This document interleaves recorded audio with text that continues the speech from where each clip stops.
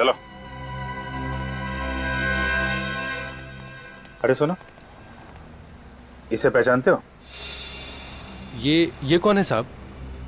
ये कल दोपहर को यहाँ पे आया था, 1-1:30 बजे के बीच में। हाँ, अब कुछ कुछ याद आ रहा है साहब। याद आ रहा है? इसके हाथ में एक बैग था। बैग? देखो, अभी प्यार से पूछ रहे हैं, जल्दी से याद आ जाए तो अच्छा है, वरना बहुत भारी पड़ेगा। हाँ हाँ साहब, एक बैग था साहब। था ना? क्या क्या किया उसने बैग का? लगता है साहब उस आदमी का दिमाग खराब था, जाते समय खाली हाथ चला गया। अच्छा, ऐसा तो हुआ नहीं होगा कि वो आदमी वहाँ बैग छोड़कर गया और तुमने जाकर देखा ना हो उसमें क्या है। माफ करना, आपने मुझे रंगे हाथों पकड़ लिया साहब। जी देखा ना जाके वहां पे? जी साहब, मगर इससे पहले कि मैं यहाँ से जाता, एक मेम साहब आई और वो बैग लेके चली गई। मेम साहब? देखने में कैसी थी? देखने में तो मेम साहब ही थी। अरे यार, चेहरा तो देखा होगा ना उसका। नहीं साहब, चेहरा कहाँ देखा, वो मेरी निगाह तो बैग पे ही थी ना। नहीं देखा? अच्छा, ले चलो ब्यूरो ले चलो। अरे नहीं साहब, उसका कद 5.5 फीट के आसपास में था, रंग गोरा और लंबे बाल। बाकी शक्ल के बारे में मत पूछो साहब, शक्ल मैंने ठीक से देखी नहीं। सच कह रहा हूँ साहब, सच कह रहा हूँ। सर, सुधांशु की बीवी और साली 5.5 फीट से कम है, तो ये शायद कोई और ही होगी। इसका मतलब है इस गुनाह में एक लड़की भी शामिल है। हम अंकुश से मिलना चाहते हैं। आप लोगों ने आने में बहुत देर कर दी। 5 दिन पहले उनकी मौत हो गई है। मौत? I am sorry. कैसे हुई मौत? आग में जलकर। ये आग कहाँ लगी थी? उनके ऑफिस में। संभालिए अपने आप को।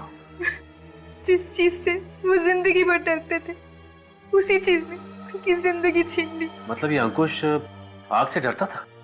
जी हाँ, उन्हें आग का फोबिया था।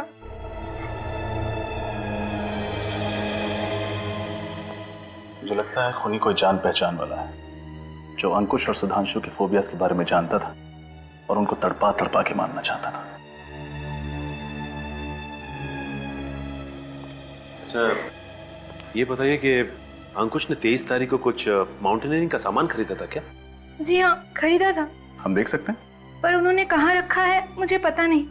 अब माफ कीजिएगा, तब तो आपके घर की तलाशी लेनी पड़ेगी। श्योर। श्रेया? यस। अरे सुधांशु, ये फोटो में सुधांशु है ना? जी हाँ, ये सुधांशु है, अंकुश के बिजनेस पार्टनर। Business partner? जी हाँ, लेकिन 1 साल पहले इनकी पार्टनरशिप टूट गई। पार्टनरशिप टूट गई? लेकिन क्यों? कुछ आपसी मतभेद। सर पूरा घर देख लिया, माउंटेनियरिंग का सामान कहीं नहीं मिला। मिलेगा कहां से? जरूर वो जान पहचान वाला चुरा के ले गया होगा सुधांशु को मारने के लिए। नम्रता जी, इस फोटो में अंकुश और सुधांशु के अलावा ये दोनों कौन है? वो रितेश है, अंकुश का बहुत अच्छा दोस्त। ये वाला? जी। और ये वाला? इन्हें मैं नहीं जानती। कोई बात नहीं, सीआईडी इनका पता लगा लेगी। वैसे ये फोटो है कहाँ की? वेव रिजॉर्ट की। आज से 2 साल पहले 14 अप्रैल 2010 को वहाँ कंपनी की पार्टी थी।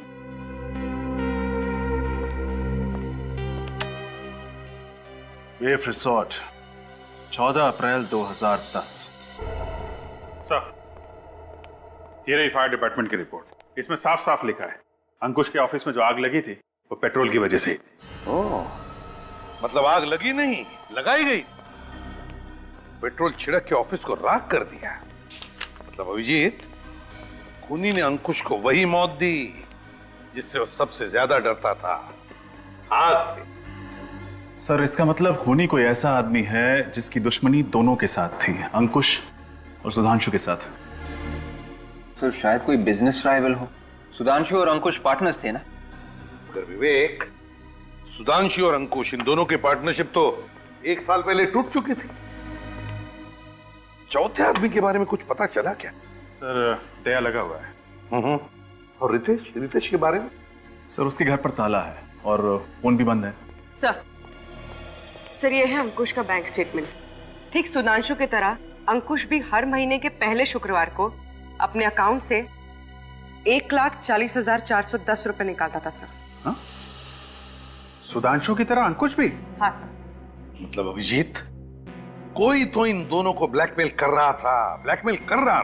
हाँ सर, कोई कॉमन एनिमी, एक ऐसा दुश्मन जो अंकुश और सुधांशु दोनों से बहुत ज्यादा नफरत करता था। और जब ब्लैकमेल के पैसे देने बंद कर दिए इन दोनों ने, तो इन्हें रास्ते से हटा दिया। मगर अभिजीत, एक बात खटक रही है, वो रकम, ये ऑड अमाउंट। अभिजीत, अगर वो ब्लैकमेलर चाहता तो उनसे 1 लाख, 1.5 लाख या 2 लाख लेता। यही अमाउंट क्यों, ये ऑड अमाउंट 1,40,410, यही रकम क्यों? ओह, तो ये बात है। क्या बात है सर? सर, लगता है इस रकम का राज समझ में आ गया है। ये देखिए, 14,410। तो इस खेल का राज समझ में आ गया अभिजीत। मतलब सर ये एक तारीख है, 14 अप्रैल 2010। करेक्ट विवेक, ये तारीख हमें अंकुश की बीवी नम्रता ने बताई थी। इसी तारीख पर ये फोटो खींची गई थी, उस रिसोर्ट में, एक पार्टी में। मतलब अभिजीत, इस सुधांशु और अंकुश की मौत का राज 2 साल पुरानी पार्टी में दफन है। 14/4/2010। अरे साहब, हमारे रिसोर्ट में हर हफ्ते 1-2 पार्टियां होती रहती हैं। अब 2 साल पहले कौन सी पार्टी हुई होगी, ये बता पाना मुश्किल है साहब। आपकी मुश्किल का इलाज है हमारे पास। इस फोटो को ध्यान से देखिए। ये फोटोज 14 अप्रैल 2010 की है। ओ, ये पार्टी? मैंने कहा था ना, आपकी मुश्किल का इलाज है हमारे पास। आप इस पार्टी के बारे में बात कर रहे हैं? क्यों, कोई खास बात हुई थी क्या इस पार्टी में? जी, क्या हुआ? हमारे रिसोर्ट में पहली बार पुलिस आई थी इस पार्टी की वजह से। दारू पी के झगड़ा शुरू कर दिया था क्या? नहीं सर, पार्टी तो शांति से खत्म हो गई थी, लेकिन गड़बड़ अगले दिन सुबह हुई सर। ऐसा क्या हुआ? सर, इस फोटो में जो ये वाले साहब है ना, ये हमारे रिसोर्ट से गायब हो गए थे। पता ही नहीं चला कहाँ चले गए। फिर मिले नहीं थे क्या? नहीं सर, पुलिस ने काफी ढूंढने की कोशिश की पर कुछ पता ही नहीं चला। ये नाम क्या है इस आदमी का? इनका नाम कुछ वी से था सर। वरुण नहीं, विजय, हाँ विभोर नाम था सर। विभोर नाम था उसका? नहीं, ऐसा तो नहीं कि इन दोनों मौतों का संबंध विभोर के गायब होने से हो? सर, मुझे लगता है इन तीनों दोस्तों ने कुछ गड़बड़ की है और विभोर के गायब होने में भी इन तीनों का हाथ है। विभोर गायब हुआ शायद इसलिए इनके खून हो रहे। 2 साल हो गया विभोर को गायब हुए, आज तक मिला नहीं। आखिर गया तो गया कहाँ? कहीं ऊपर तो चला नहीं गया? रेडी, आत्मा जाती है ऊपर, लाश नहीं। जमीन पे लाश तो मिलनी चाहिए थी ना। इसके परिवार वालों से पूछते हैं, देखते हैं वो लोग क्या कहते हैं। अरे साहब, आप उस 2 साल पहले वाले पार्टी के बारे में पूछ रहे हैं ना? हाँ, लेकिन तुम कुछ जानते हो क्या उसके बारे में? हाँ साहब, उस विभोर नाम के आदमी ने उस दिन बहुत दारू पी रखी थी, बहुत बोले तो बहुत, हिसाब के बाहर। तो क्या वो पी के गिर गया था यहाँ पे? नहीं सर, उसके 3 दोस्त लेकर गए थे यहाँ से। तुम्हें कैसे मालूम? साहब, मैं यहीं था पार्किंग में। विभोर से तो ठीक से चला भी नहीं जा रहा था। इन्हें पहचानते हो? यही तो थे वो तीनों जो विभोर को लेकर गए थे यहाँ से, और फिर थोड़ी देर बाद वापस भी आए थे। वापस भी आ गए? हाँ सर, लेकिन सिर्फ वो तीनों ही वापस आए। और ये विभोर, ये वापस नहीं आया? विभोर नहीं आया था। विनीत, इसका फोन नंबर ले लो। बस, अब पक्का हो गया। उन तीनों ने ही विभोर को मार के कहीं पे गाड़ दिया है। और ये सब करते हुए उन्हें किसी ने देख लिया है और एक एक करके सबको ब्लैकमेल कर रहा है और सबका खून कर रहा है। लगता है अगला नंबर इस रितेश का है। रितेश के घर जाके देखा था? हाँ सर, उसके घर पे ताला लगा हुआ था, लेकिन उसका मोबाइल यहीं पे ट्रेस हुआ है, इसी होटल में। एक्सक्यूज मी, क्या आप इस होटल के मैनेजर? Yes sir. हम आप ही को ढूंढ रहे थे। इस फोटो को देखिए, ये आदमी आपके होटल में ठहरा हुआ है? नहीं सर। ध्यान से देखिए, रितेश नाम है इसका। सर, रितेश नाम का कोई भी गेस्ट नहीं ठहरा हमारे होटल में। वैसे आप लोग हैं कौन? CID। सुनो जी सर, ये फोटो देख, इसको देखा होटल में? ये तो उस कॉन्फ्रेंस में था सर। कॉन्फ्रेंस में? कैसी कॉन्फ्रेंस? एक्चुअली सर आज हमारे होटल में मरीन इंजीनियर्स की एक कॉन्फ्रेंस थी जिसमें बाहर से बहुत से लोग आए हुए थे। कहाँ है कॉन्फ्रेंस हॉल? हॉल नंबर 5 में सर। अभी चालू है कॉन्फ्रेंस? बस 5 मिनट पहले खत्म हुई है। एक्सक्यूज मी, ये जो कॉन्फ्रेंस के लिए बाहर से लोग आए थे वो है क्या अभी? सर सारे चले गए सर। चले गए? अच्छा ये फोटो देखो, ये आदमी भी था क्या उनमें? ये तो लिफ्ट के अंदर जाते हुए दिखा सर। लिफ्ट के अंदर? तो नीचे गया होगा।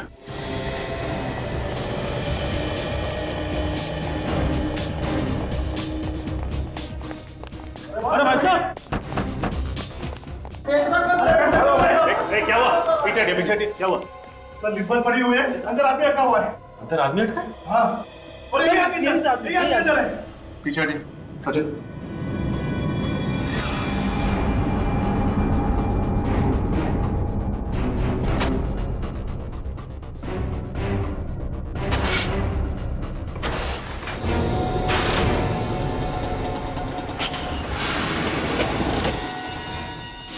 बाहर निकालो।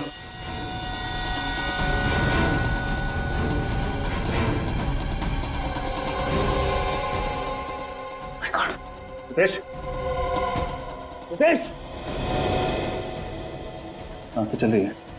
प्रदीप, एम्बुलेंस को फोन करो जल्दी। डॉक्टर साहब, अब तबीयत कैसी है रितेश की? डोंट वरी, अब कोई खतरे की बात नहीं। ये तो अच्छा हुआ कि आप लोग उसे सही वक्त पर हॉस्पिटल लेके आए, वरना उसका बचना बहुत ही मुश्किल हो सकता। लेकिन डॉक्टर साहब एक बात समझ में नहीं आई, सिर्फ लिफ्ट में बंद होने की वजह से उसकी तबीयत इतनी बिगड़ गई? वो बात नहीं है, हमें उनके खून से जहर भी मिला है। जहर? कैसा जहर? अब ये तो कोई फॉरेंसिक एक्सपर्ट ही बता सकता है, पर लगता है कि बहुत ही स्लो पॉइजन था। अगर कोई जल्दी असर करने वाला जहर होता ना तो रितेश शायद अभी जिंदा नहीं होते। सर शायद ये वही स्लो पॉइजन होगा, इथेन सैंडल ट्राइऑक्साइड जो सुधांशु की बॉडी में मिला था। मुझे भी यही लगता है। अच्छा डॉक्टर साहब, हम रितेश से मिल सकते हैं? Sure, please.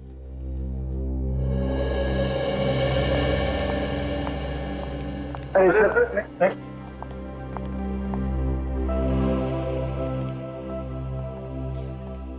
आप लोग सही वक्त पर मुझे यहाँ नहीं लेकर आते, मेरा तो टिकट ही कट गया था, वो भी बिल्कुल फ्री में।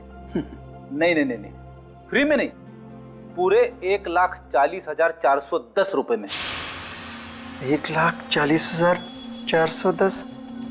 ये कैसे? देखो रितेश, अब सच पे पर्दा डालने से कोई फायदा नहीं है। हमने तुम्हारे बैंक अकाउंट के डिटेल चेक किए हैं।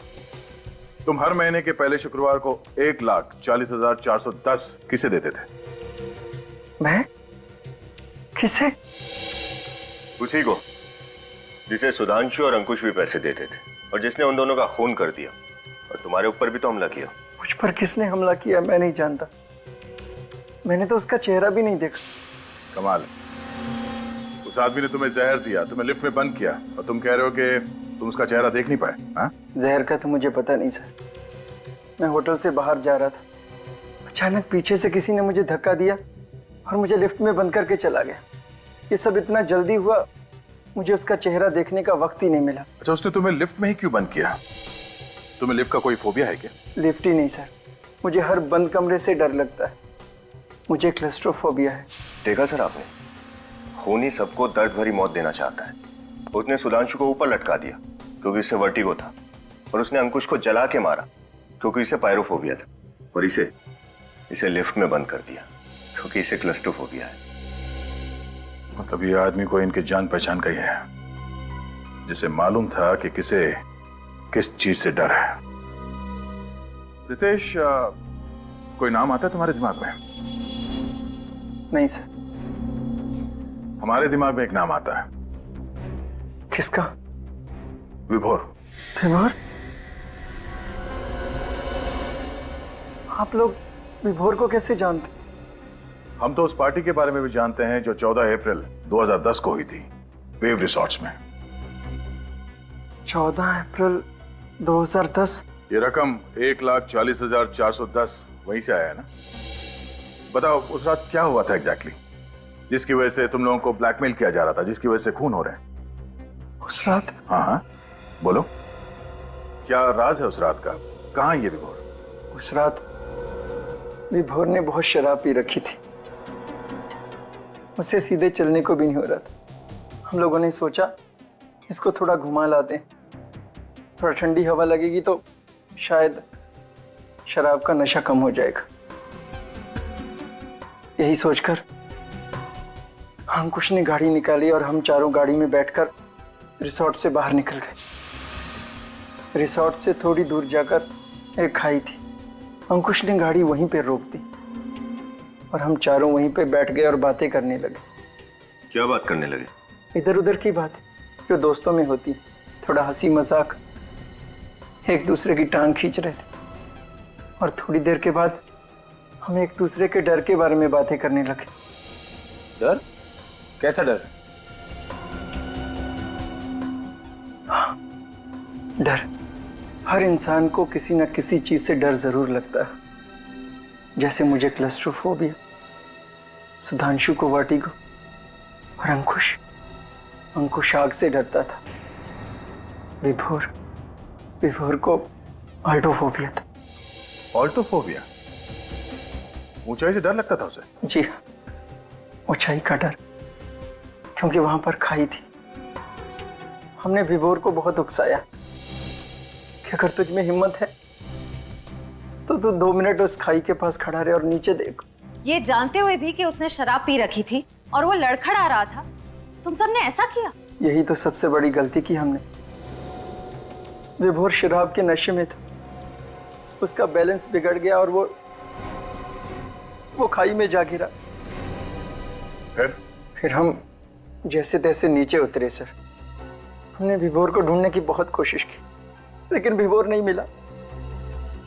तब हमने ये फैसला किया कि ये राज किसी को नहीं बताएंगे। ये राज हम अपने सीने में दफन कर देंगे। शर्म आनी चाहिए तुम्हें, खुद को दोस्त कहते हो ना? सर, जो कुछ भी हुआ अनजाने में हुआ है। विभोर की मौत का बोझ हम अपने सीने में लेकर घूम रहे। फिर ये ब्लैकमेलिंग का सिलसिला कब से शुरू हुआ? 3 महीने पहले अचानक हम तीनों को एक चिट्ठी मिली जिसमें लिखा था 1,40,410 रुपया हर महीने अगर हमने उस तक नहीं पहुंचाया तो वो विभोर की मौत का राज दुनिया के सामने लाकर रख देगा। अच्छा, आप लोगों ने पता लगाने की कोशिश नहीं की कि ये पैसे किसके पास जा रहे हैं? की थी, लेकिन सर मुजरिम बहुत चालाक है। वो हर बार पैसे लेने की जगह बदलता था और आखिर में कहता था कि पीछे मुड़कर मत देखना। ये सब बताने के लिए वो फोन करता था? फोन नहीं सर, चिट्ठी लिखकर टाइम और जगह बताता। वो चिट्ठी कहाँ है? चिट्ठी तो मैंने जला दी सर। मुझे डर था कि ये चिट्ठी किसी के हाथ में लग जाए। अगर हमें पहले बता देते हैं तो शायद आज सुधांशु और अंकुश जिंदा होते हैं। अच्छा, अब तुम किसी लड़की को जानते हो जिसका कद 5.5 फुट है, गोरा रंग, लंबे बाल? 5.5 फुट रंग गोरा? हाँ, जरा सोच के बताओ, क्योंकि पैसे का बैग उठाने के लिए वो लड़की ही आती थी।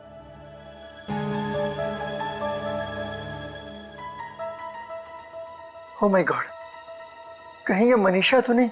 मनीषा? ये मनीषा कौन है? विभोर की पत्नी। विभोर की पत्नी? कहीं वही तो नहीं कर रही है सब अपने पति की मौत का बदला लेने के लिए? हाँ? इस विभोर का एड्रेस बताओ। मिस्टर रंजन, मैं आखिरी बार पूछ रही हूँ, शाम को तुम घर आ रहे हो या नहीं? ओ डार्लिंग, पहले अपने पैरों पे तो खड़ा हो जाने दो। मिस्टर रणविजय, अगर शाम को तुम घर नहीं आए और मेरे डैड ने मेरी शादी किसी और से तय कर दी ना, तो तुम सोचना मैं तुम्हारी वो हालत करूंगी कि तुम पैर पे खड़े होने लायक तो दूर, जॉगिंग करने लायक भी नहीं रहोगे। ओ प्रीति सुनो, मजाक कर रहा था बाबू। अरे भाई, कितने बजे आना है अंकल से मिलने? तुम और घर आ रहे हो? Of course. और तुम्हारी जॉब? मुझे नौकरी मिल गई। क्या? हाँ। सच? हाँ। कहाँ? और तुमने मुझे बताया क्यों नहीं? अरे डार्लिंग, इसीलिए तो मैं तुम्हें पार्क की जगह यहाँ लेकर के आया हूँ। यहाँ क्यों? अपना नया ऑफिस दिखाने के लिए। कहाँ है तुम्हारा ऑफिस? दिखाओ ना। हो रहा। ओह माय गॉड, लाश।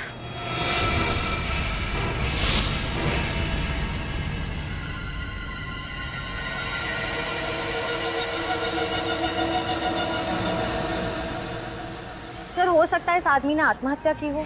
फिर इसे लटक के मरना होता तो अपने घर पे भी लटक के मर सकता था। ऐसे दो ऊंची बिल्डिंग के बीच में लटकना लॉजिकल लगता है मुझे। लेकिन सर अगर ये खून है तो खूनी को लाश को किसी सुनसान जगह में काट देनी चाहिए। क्यों इस तरह शहर के बीचों बीच लाश की नुमाइश क्यों करता? श्रेया, लाश छुपाना खूनी का मकसद नहीं होता। अलग अलग खूनियों के दिमाग में अलग अलग किस्म के फितर होते हैं। संभाल के।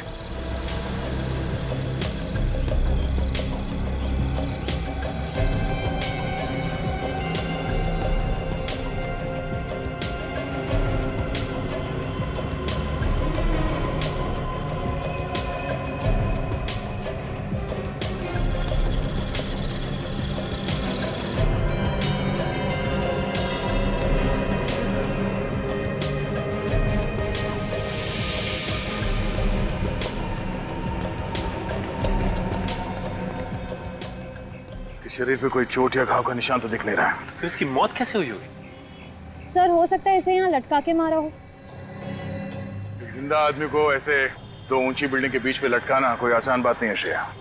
आदमी चीखेगा, चिल्लाएगा, अपने आप को बचाने की कोशिश तो करेगा। सर इसका मतलब इसकी मौत पहले ही हो चुकी होगी जब खूनी ने इसकी लाश को ऊपर टांगा होगा। हो सकता निखिल, एक आदमी को ऐसे लटकाना किसी अकेले आदमी के बस की बात नहीं है। 2-3 लोग होंगे साथ में। हाँ सर, एक लाश को यहाँ से वहां तक लेके जाना और उसे लटकाना, ये सब करने में किसी ना किसी ने तो देखा ही होगा उन्हें। सर जेब बिल्कुल खाली है, मोबाइल पर्स कुछ नहीं है। इस आदमी ने महंगी घड़ी पहनी हुई है, मतलब ये खून लूटने के इरादे से नहीं हुआ है। श्रेया, निखिल, इस बिल्डिंग के टेरेस पे जाके देखो।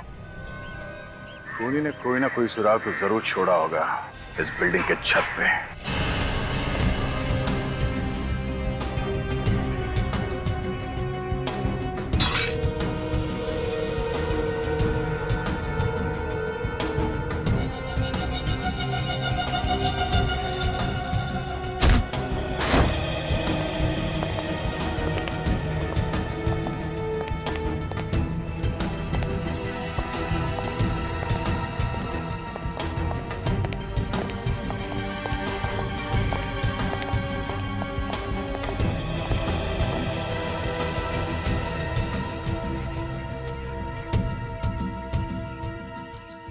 रस्सी यहाँ बिल्डिंग के छत पे बांधी गई है, मतलब खूनी लाश को लेके यहाँ पे आया था।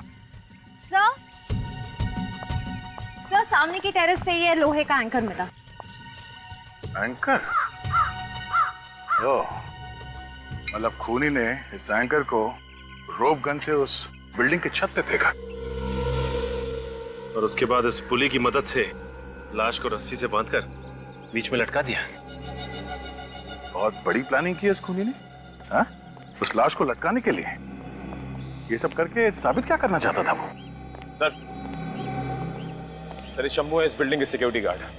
शंभू, जो लाश थी नीचे, तुम पहचानते हो उसे? हाँ साहब, पहचानता हूँ। वो सुधांशु जी, इसी बिल्डिंग के 7वें माले पर ऑफिस है उनका। खूनी भी इसी बिल्डिंग में था और तुम भी यहीं पर थे, तो तुम्हारे रहते सब कैसे हो? पता नहीं साहब, पर कल रात को 8 बजे तक तो मैंने सुधांशु जी को ऑफिस में ही काम करते हुए देखा था। 8 बजे के बाद कौन कौन आया था इस बिल्डिंग में? 7:30 बजे के बाद इस बिल्डिंग में कोई नहीं आया साहब। सर इसका मतलब ये खूनी 7:30 बजे से पहले ही बिल्डिंग के अंदर घुस गया था और जैसे ही मौका मिला सुधांशु को मार दिया इसने। रात 8 बजे और कौन कौन था इस बिल्डिंग में सुधांशु के अलावा? सुधांशु जी अकेले ही थे शायद। शायद मतलब ठीक से याद नहीं है। वो ऐसा है ना मैडम, हमारी ड्यूटी तो बिल्डिंग के गेट पर रहती है और इस बिल्डिंग में बहुत सारे ऑफिस हैं, तो अब सब जगह तो ध्यान नहीं रखा जा सकता ना। छत तो एक ही है ना, तो तुम्हारे रहते वो खूनी इस बिल्डिंग की छत पे आया कैसे? सोसाइटी वालों ने सभी ऑफिस वालों को एक एक चाबी दे रखी है, तो उसी ऑफिस की चाबी से छत का दरवाजा खोला गया होगा साहब। कल रात 8 बजे के बाद तुमने किसी के चीखने चिल्लाने की आवाज सुनी थी इस बिल्डिंग में? नहीं साहब, कोई आवाज नहीं सुनी। जब देर रात तक सुधांशु ऑफिस से नीचे नहीं आया तो तुमने ऊपर जाके चेक नहीं किया? साहब सुधांशु साहब रोज देर रात तक ऑफिस में काम किया करते थे, तो हमने सोचा कि आज भी वो नाइट ड्यूटी कर रहे होंगे। लगता है खूनी सुधांशु के कोई आसपास वाला ही है, क्योंकि अच्छी तरह से जानता था कि सुधांशु को कब और कहां मारना है।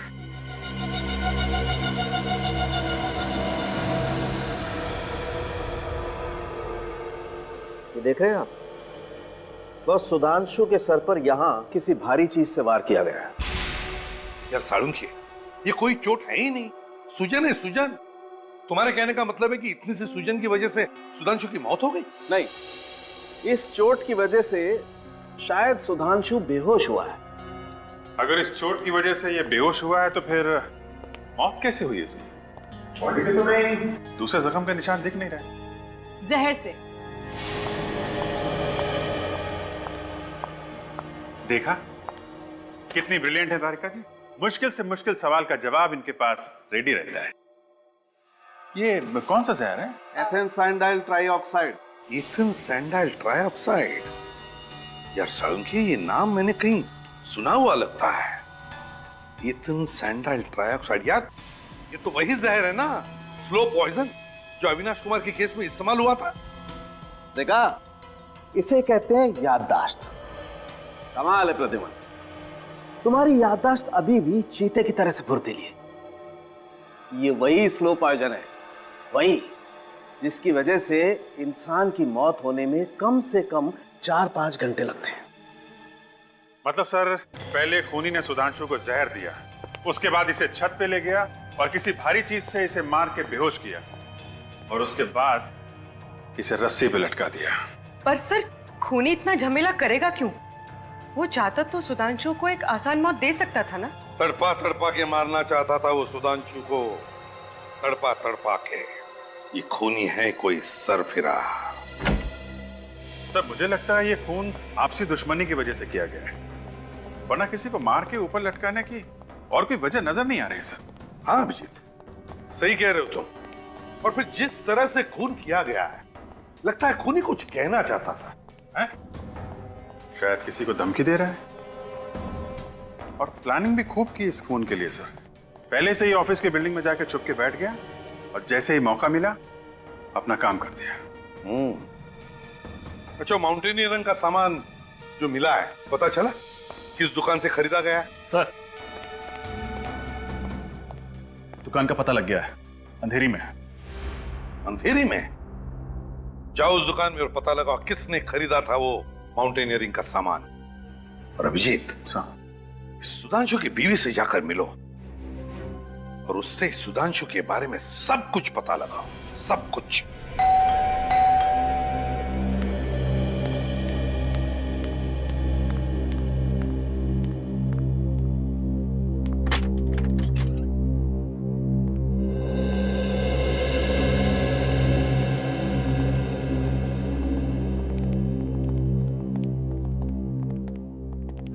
माफ कीजिएगा, हम आपकी हालत समझते हैं, लेकिन सुधांशु के खूनी तक पहुंचने के लिए हमें आपसे कुछ सवाल पूछने पड़ेंगे। जी पूछिए दीदी। आप जी, ये मेरी बहन निशा है। अच्छा, सुधांशु के बारे में आप हमें कुछ बता सकती हैं? आई मीन कोई खास बात? जी खास, हाँ, उन्हें ऊंचाई से बहुत डर लगता था। ऊंचाई से डर लगता था? फिर तो शायद ये बात खूनी भी जानता होगा। अच्छा, पिछले कुछ दिनों में सुधांशु किसी बात को लेकर परेशान थे? हाँ, वो पैसों को लेकर बहुत परेशान थे। पैसों को लेकर? क्यों? पता नहीं सर, लेकिन हर महीने के पहले शुक्रवार को वो बैंक से बहुत सारे पैसे निकाल लेते थे और वो पैसा पता नहीं कहाँ जाता था। हर महीने के पहले शुक्रवार को? जी सर। कितना पैसा लाते थे? 1,40,410 रुपए। क्या? 1,40,410 रुपए हर महीने? जी सर। सर, ये चक्कर क्या है? कहीं सुधांशु जी को हर महीने में EMI की कोई किस्त तो नहीं चुकानी पड़ती थी? नहीं, बिल्कुल नहीं। तो वो हर महीने इतने पैसों का करते क्या थे? पता नहीं। आपने कभी पूछा नहीं उनसे? मैंने कई बार उनसे पूछने की कोशिश की, लेकिन हर बार वो टाल देते थे। जीजू को पैसों की इतनी ज्यादा जरूरत पड़ती थी कि एक बार तो उन्होंने मुझसे भी पूछा था कि मैं उन्हें कितने रुपए उधार दे सकती हूँ। अच्छा, आखिर सुधांशु को पैसों की इतनी क्या जरूरत पड़ गई थी? हर महीने 1,40,410 रुपए।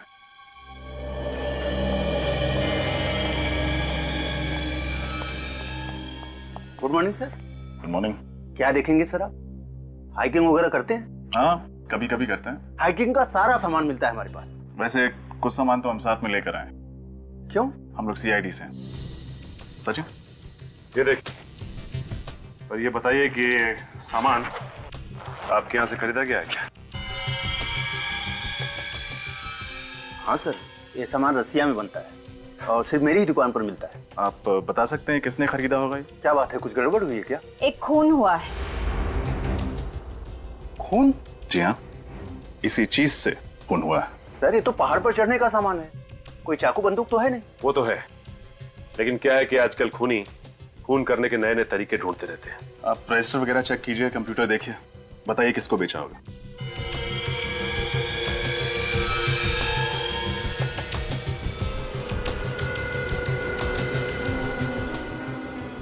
इस सामान पर जो बैच नंबर का स्टिकर होता है वो हटा दिया गया है। अब ये बताना मुश्किल है कि इसे किसने खरीदा था। कोई मुश्किल नहीं होगा। हमें ये मत बताओ कि पूरा शहर ऐसा सामान खरीदता रहता है। महीने भर में एक आध आदमी खरीदता होगा ये। कब खरीदा गया सर, ये तो पता चलना चाहिए। पिछले 1 साल में किस किसने खरीदा, देखो। Okay sir.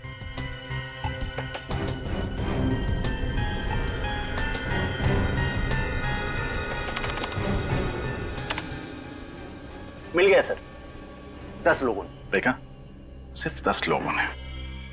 सर 10 लोगों का नाम पता नंबर तो मिल ही सकता है। शुरू हो जाओ। कल सुधांशु अपने ऑफिस से थोड़ी देर के लिए बाहर गए थे। हाँ, कल दोपहर को। और सर जब कल निकले ऑफिस से तो उनके पास एक बैग था, पर जब वापस आए तो वो बैग उनके पास नहीं था। सर जरूर उसके बैग में वही पैसे होंगे। हो सकता है।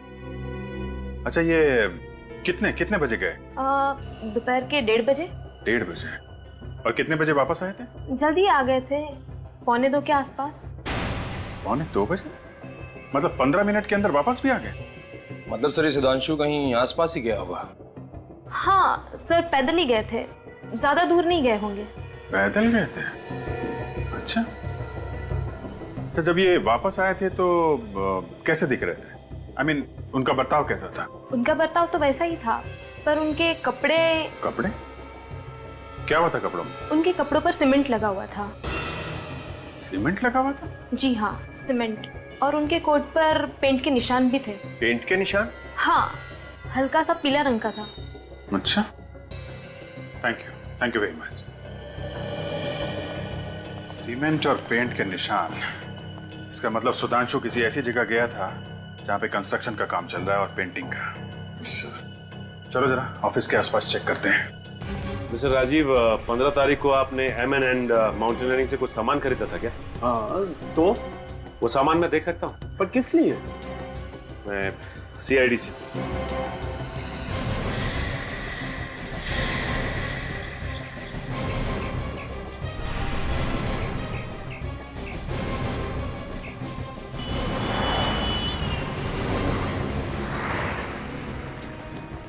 एक काम करो, आसपास देखो, वो अंडर कंस्ट्रक्शन बिल्डिंग मिलती है क्या?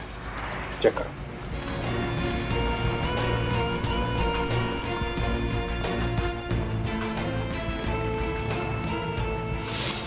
हाँ रेडी, बैठ तो नहीं गया? अरे नहीं सर, यहाँ कहाँ बैठने की जगह है, बस वो अंडर कंस्ट्रक्शन बिल्डिंग मिल जाए वहीं पे बैठूंगा। हाँ, तुम्हारा क्या हाल है? अच्छा, हाँ रुको, आता हूँ।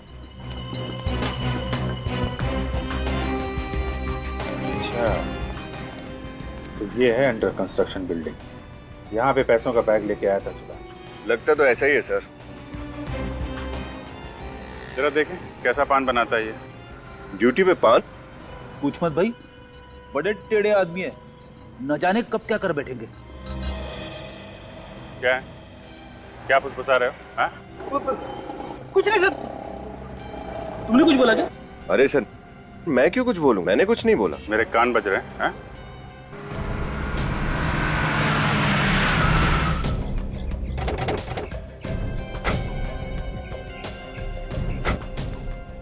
ये विभोर का घर?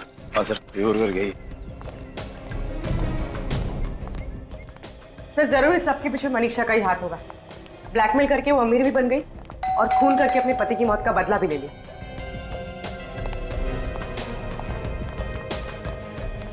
अरे सुनिए, आप लोग कौन है और यहाँ पे क्या कर रहे हैं? हम लोग सीआईडी से हैं। सीआईडी? हाँ। क्या बात है सर, आप लोग इस घर में किसे ढूंढने हैं? मनीषा को, विभोर की पत्नी। सर ये घर तो पिछले 1-1.5 साल से बंद पड़ा हुआ है, यहाँ पर कोई नहीं आता जाता। सर सुनने में आया था कि विभुल मर चुका है, ये बात सच है क्या? हाँ, लगता कुछ ऐसे ही है। वैसे पिछले 1-1.5 साल में इस घर में कोई भी नहीं आया? नहीं सर। ठीक है, आप जा सकते हैं। Thank you. पिछले 1-1.5 साल से यहाँ कोई नहीं आया, तो फिर इलेक्ट्रिक बिल, कुरियर, चिट्ठी कुछ तो होना चाहिए था लेटर बॉक्स में। कुछ नहीं। चलो अंदर चल के देखते हैं।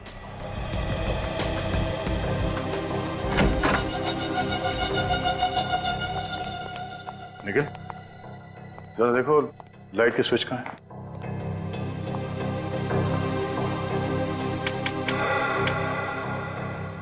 देखा सर, घर में लाइट अभी भी है, कनेक्शन कटा नहीं है। इतना ही नहीं, फर्श भी एकदम चकाचक है। छत पे कहीं भी मकड़ी का जाला नहीं है। ऐसा लगता है यहाँ हर रोज साफ सफाई हो रही है। निखिल, जरा ऊपर चेक करना।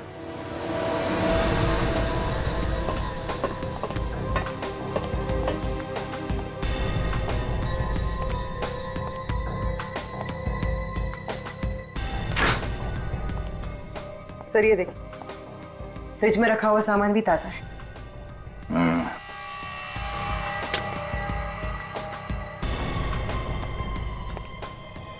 सर ऊपर भी घर एकदम साफ सुथरा है। मतलब ये मनीषा घर में तब आती होगी जब पड़ोसी की नजर उन पे नहीं पड़ती।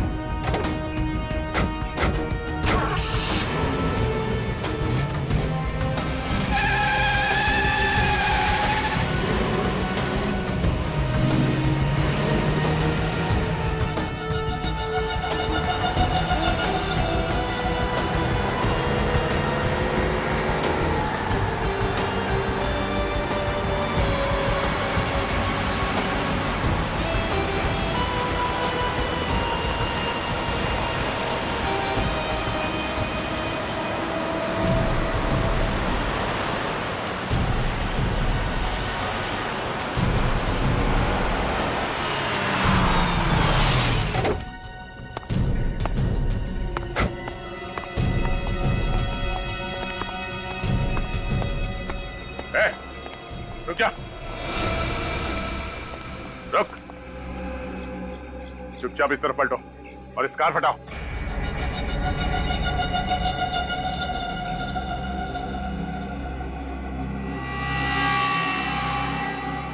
कार हटाओ।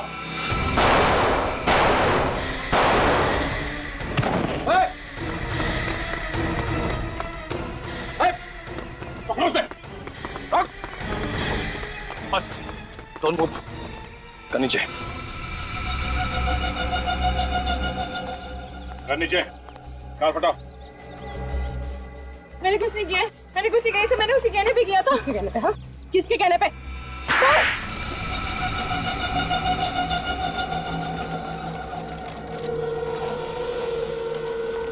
आइए आइए मिस्टर विभोर। स्वर्गलोक से नीचे धरती में आने में कोई दिक्कत तो नहीं हुई आपको? आप मेरा मजाक उड़ा रहे हैं? मजाक तो आपने किया अपने दोस्तों के साथ। अपनी झूठी मौत का नाटक करके पहले ब्लैकमेल किया और फिर उन सबको ऊपर पहुंचा दिया। नहीं, ये झूठ है। हाँ, मैंने उन्हें ब्लैकमेल जरूर किया था, लेकिन मैंने किसी का खून नहीं किया है। क्यों कर रहे थे तुम ब्लैकमेल? क्योंकि मुझे उन्हें सजा दिलानी थी। मेरे साथ जो अन्याय हुआ उसका बदला चाहता था मैं। क्या बात है, बड़ी अच्छी सजा है। उनसे लाखों रुपए ऐंठ के तुम्हें इंसाफ मिल गया। मेरी हालत देख रहे हैं ना आप, चल फिर भी नहीं सकता। नर्क से बदतर जिंदगी बना दी उन लोगों ने मेरी। इसके बदले में थोड़े पैसे मिल गए तो क्या गलत किया? इसी बदले की आग को मिटाने के लिए तुमने अंकुश को आग में जला दिया और सुधांशु को लटका दिया। हा? मैं उन्हें क्यों मारूंगा? उनकी मौत की वजह से तो मुझे पैसे मिलने बंद हो गए। और इस हालत में ऐसा कर भी कैसे सकते हैं? अच्छा, तो कौन है वो आप लोगों का चाहने वाला जो आप लोगों के लिए इन तीनों से बदला ले रहा है? हा? एक बात बताओ, उस 14 अप्रैल 2010 को एग्जैक्टली हुआ क्या था वहां पे? सोच समझ के बताना। उस रात मैंने कुछ ज्यादा ही शराब पी ली थी। ठीक से चल भी नहीं पा रहा था मैं। तभी सुधांशु, रितेश और अंकुश ने मुझे कार में बिठाया और मुझे खाई के पास ले गए। उन्हें अच्छी तरह मालूम था कि मुझे ऊंचाई से डर लगता है। मेरा यही डर दूर करने के लिए उन्होंने मुझे खाई के किनारे खड़ा कर दिया। और फिर शराब की वजह से तुम्हारा बैलेंस बिगड़ा और तुम खाई में गिर गए। नहीं, मेरा बैलेंस बिगड़ा नहीं था। किसी ने मुझे पीछे से धक्का मार दिया। धक्का? किसने धक्का दिया तुम्हें? पता नहीं। उस वक्त वहां उन तीनों के अलावा और कोई मौजूद नहीं था। इसका मतलब है उन तीनों में से कोई। सर मेरी तो कुछ समझ में नहीं आ रहा। अंकुश और सुधांशु मर चुके हैं, रितेश की जान जाते जाते रह गई है और विभोर तो इस हालत में है ही नहीं कि वो किसी की जान ले सके। तो सर कौन है वो पांचवा आदमी जिसे हम लोग देख नहीं पा रहे? हाँ सर, और रितेश पर तो खुद जानलेवा हमला हुआ है, तो वो क्यों झूठ बोलेगा? सर जरूर विभोर झूठ बोल रहा होगा। उसने अपने पैसे भी कमा लिए और अपना बदला भी पूरा कर लिया। हाँ, मगर विभोर झूठ क्यों बोलेगा विवेक? क्यों झूठ बोलेगा वो, जब उसे पता ही नहीं कि किसने उस पर जानलेवा हमला करने की कोशिश की? और फिर वो तीन लोगों से बदला लेगा ही क्यों? हैं? बताओ।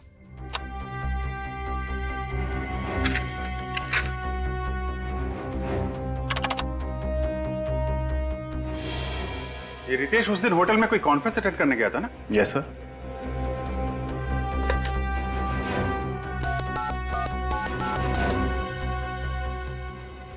हेलो, मैं सीनियर इंस्पेक्टर अभिजीत बोल रहा हूं सीआईडी से। जी, रितेश आपके होटल में जो कॉन्फ्रेंस अटेंड करने आया था।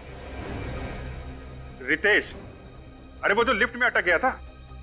हाँ जी, हाँ, तो वो जो कॉन्फ्रेंस अटेंड करने आया था, आपको मालूम है कौन सी कॉन्फ्रेंस थी, किसकी थी?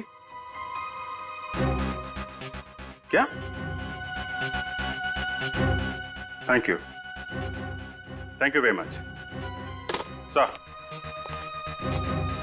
रितेश उस दिन होटल में सबमरीन इंजीनियर्स की कॉन्फ्रेंस अटेंड करने गया था।